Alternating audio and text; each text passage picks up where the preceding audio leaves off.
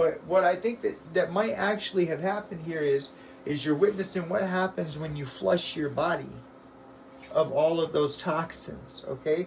You take a diet, you take a supplement, you take a pill, you take an exercise, right? What happens? You end up losing weight, but you end up losing anywhere from anywhere from 10 to 40 pounds, right? And then what happens, y'all?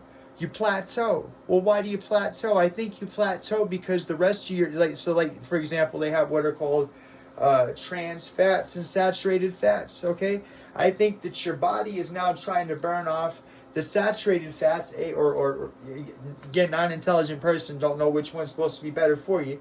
But when you say saturated, I'm going to say saturated with toxins, okay? So the stuff that you could have hacked out, but you didn't, and you swallowed back down. So when you triggered your food storage, you triggered your food storage with the natural toxins that are in your own body, okay? And therefore harder to get rid of. I'm saying that since my process causes me to produce mucus and hack it out, I'm saying that I flushed my entire system without losing any muscle mass. And that's what we're going to get into next, right? So when THC goes into your body, THC attaches to fat cells. Okay? So the only reason why I bring that up, there could probably be more to say about this than this. I don't know, okay? I know for a fact that the THC attaching to my fat cells is a real thing. And I know for a fact that since I used THC to do this, I only targeted my fat cells and only lost fat. I didn't lose any muscle whatsoever. Again, 145 pounds, 5'7" man, according to Google, supposed to weigh 143 pounds. There you go. There you have it. I haven't lost any more than the 145 pounds, and and I haven't lost any muscle. Okay, so but the reason why I'm putting this up here is that when you mix, remember, we're not just mixing marijuana, we're mixing tobacco. So when you mix tobacco with anything, what happens? Oh, that's right, you nick fit, NICKFIT. You nick fit, right? You end up having nicotine fits throughout the day. So as things stress you, as your breathing increases, as you get exerted, as anything, right? Your nicotine that's naturally in your body from you smoking tobacco, right, causes you to want more nicotine. And when your body doesn't have nicotine, instead of nick fitting anymore, which by the way, I can quit cigarettes at any time using this, but you're still smoking tobacco. So there's that. But when your body goes through the process of having nicotine fits, what does it do? It goes over here to your fat cells, which are full of what? Marijuana, right? We're just going to draw ourselves a couple little fingers right there. We're going to say that look like a pot leaf. We're going to call it, leave it alone, okay?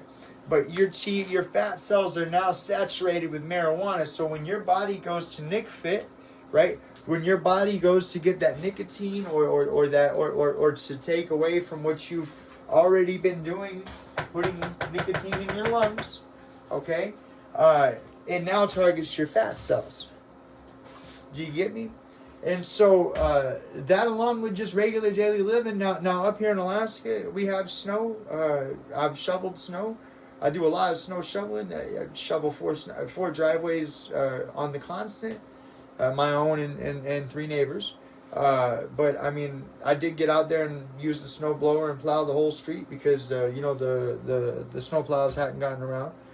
Shout out to the snow plows. Nothing against you guys. I know you guys got like 29 plows for Anchorage, so everybody's just trying to make it. I get it. So I went out there and I did my part with my street. My point is that I didn't do any extra exerting myself. I didn't do any workout routines. I didn't do any diet. There was no additive of will on my part. And that's just what I want to give you guys. You do this right here, you will lose weight. You will definitely get stoned. So the ramping up of your stone when you smoke a cigarette, well, it's instant because you've already done it. You've already added it to your mixture. If you mix it, like I say, at 1/8 per one cigar, it's real simple. You will start this process that I'm giving you right here. I'll make sure I put in some, like I say, some of when I took these clothes right here and modeled them off for you, because they were what originally fit me snug, and sat here and shook them in front of you. I'll make sure that I put those in the in some B-roll or whatever. That way you guys can see where I thought I was already doing good, and now I'm here. And I would have never thought that I would get here just by smoking and coughing. I don't know the science behind it. I don't know the 100% behind it, but I know that it works. I have results. I know that when doctors have looked at my lungs, they say that my lungs are good. Every morning, when I wake and bake, I hack out fluid, and then the second that fluid's gone, it don't really come back. You know what I mean? Like throughout the day, I just have my morning of, I just gotta whatever happens in here when you smoke cigarettes, that pulling of, because the specific, if you smoke cigarettes, then you know that after about a couple of weeks, next thing you know, all of a sudden you got the soupy lung, right? Whatever that is, I spit that out every morning.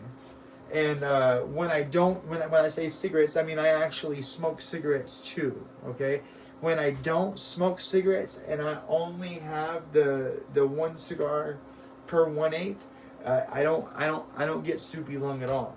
But I'm saying that even with me smoking cigarettes, I'm able to take care of soupy lung, right, and get that all hacked out every morning. But then on top of that, I have now been, so 2019, I guess that'd be November-ish, October, November-ish.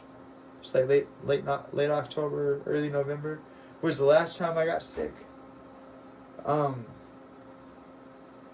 the only thing I can think is that I feel healthier and I'm doing better, and I think it's because I get rid of soupy lung, and I don't re-swallow my stuff, and I'm flushing the toxins out of my body as a natural result of doing the one thing I enjoy doing every day, which is smoking marijuana. So anyways, there's the formula. There's what it does. You should ask your doctor first. You should say, hey, can I smoke marijuana? And if they ask you why, you tell them this: marijuana is an opener, okay?